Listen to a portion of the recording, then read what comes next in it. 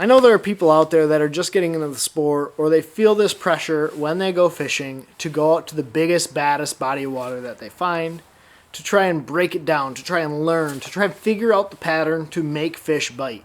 Because that's where big fish live, right? Big fish live in big bodies of water, and you need to constantly be learning and pushing and challenging yourself to be the very best that you can be.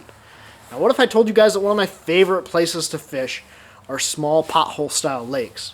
Now, granted, up here in Michigan, we're very lucky to have not only the Great Lakes, Lake St. Clair, Lake Huron, Michigan, Torch Lake, Houghton Lake, these massive bodies of water, but we also have thousands of tiny 500 to 1,000 acre bodies of water. And I would encourage you guys to go fish some of these lakes, fish some of these bodies of water, because just like those big lakes, you can really learn and pattern fish around those bodies of water. Now, in today's video, I'm going to break down some of the main reasons that I like fishing small bodies of water and how I think it makes me a lot better angler, as it gives me things to think about, work on, try, and learn to kind of broaden my experiences, give me new opportunities and new understanding on baits and techniques. Now, the very first reason that I love to fish small bodies of water is that typically they are less pressured than your big popular lakes, especially the most popular ones that you're drawn to go to. Your Lake St. Clairs, your Houghton Lakes, these big tournament pressured bodies of water. These smaller bodies of water tend to get less pressure, and so it tends to mean you can go out and just have fun fishing. There's not a bunch of boats on the water. You're not fighting guys for spots. You can just really kind of launch the boat, go out there, and just enjoy your time. You're not fighting other guys. You're not fighting boat traffic. And these smaller lakes have some really cool opportunities to catch fish. Kind of building on that, these smaller bodies of water tend to be a little bit easier to pattern fish. Once you catch fish, once you start to understand what these fish are doing, typically it's easier to pattern those fish with that technique or with that bait around your body of water. Now, when I was first getting into fishing, there was a technique that I really wanted to learn. I wanted to learn how to be a good frog fisherman. Now, I grew up very fortunate to be able to fish a small private lake. Now, this place can't be more than 300 to 400 acres. I can fish around the lake in about 3 hours, but it was a phenomenal frog fishery. So what I would do is I would go out there and I'd launch the boat, and I would literally drop the trolling motor, pick up the frog, and learn how to skip it up under boat docks, learn how to fish it up through different types of grass and different types of cover in different situations. Where does a frog set up the best? Now, it might not be like the most optimal situation, like that may not apply to Texas style fishing, but for understanding the nuances of frog fishing, that taught me exactly what I needed to learn. I could dial in a frog because those fish on that body of water were so dialed in on that frog bite. There were so many opportunities for that technique to work on that lake that I could dial in and learn and understand that bite and pattern it around the body of water. It took a lot of that learning curve out because I'm not looking for areas to try and apply that pattern of technique. I'm not trying to take that technique and force it into something where it won't work. I could take the technique, fish it around the lake, get bites, gain confidence, and really learn a lot of the nuances. Learn how to walk a frog, learn how to skip a frog, learn how to make it kind of half dart, where like you hit it one way and it kind of darts, and then you half hitch it and then it darts back, where you can walk it around different types of cover. Learn where it works the best, where a popping frog works better than a walk. I mean, just this is one example of how I use a small body of water to really dial in a technique or pattern. Same thing goes for anything you want to learn.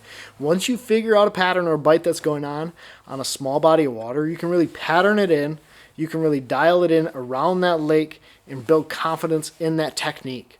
This is something that I can now take to bigger bodies of water, bigger lakes, and say, okay, well, I know that frog or fish get in this type of grass out here. A frog is a perfect technique that I'm confident in, and I can fish through this situation with confidence because I dialed it in on a smaller body of water. So really having the ability to pattern in and dial in a technique on a small lake can give you the confidence you need to take it to those bigger bodies of water and be successful. The other reason that I really like fishing small bodies of water is your ability to understand how different weather conditions will impact fish on that style of fishery.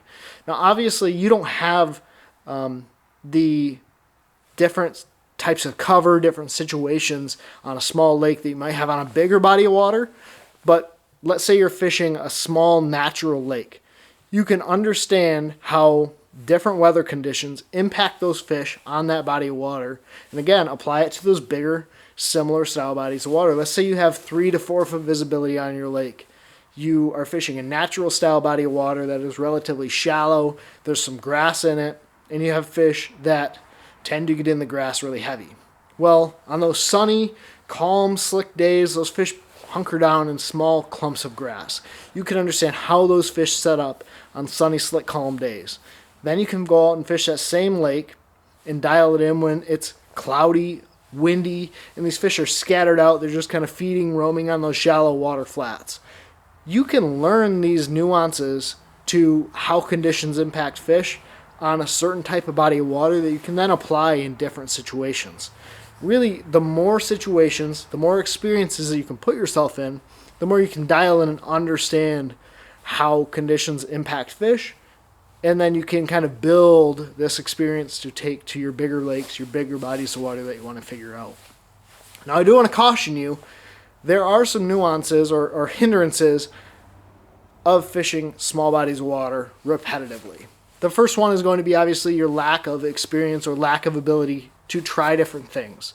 Obviously, you can go out and maybe find 5 or 6 different techniques that are going to work on that small lake, but there's certain things you can't figure out because that body of water doesn't set up the right way for those fish to teach you that, right? So like, I can't go to a shallow, natural lake and learn how to fish for glacial water smallmouth.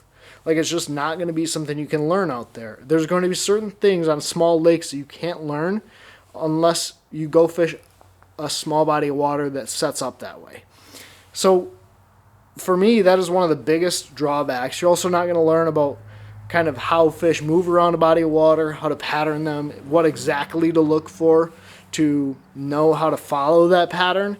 These are going to be things that you're going to have to take and apply on bigger bodies of water to then start to figure out maybe how you apply those techniques to those bigger lakes to be successful.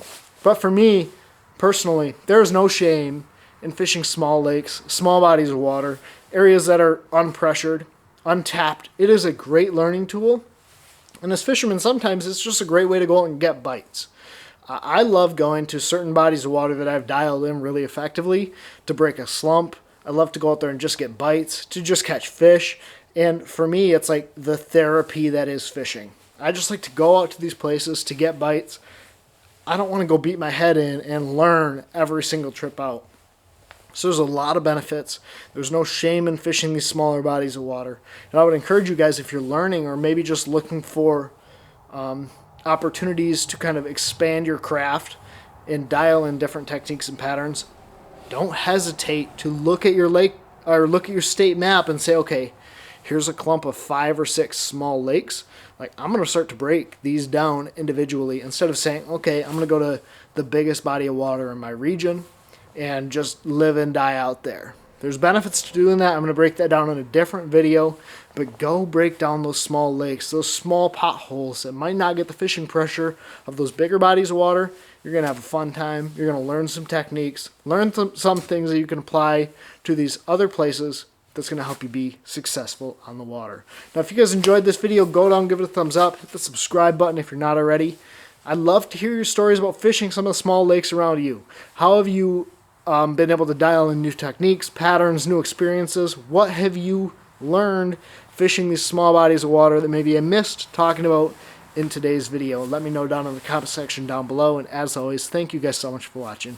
Take care, tight lines. God bless. Pursue your passion.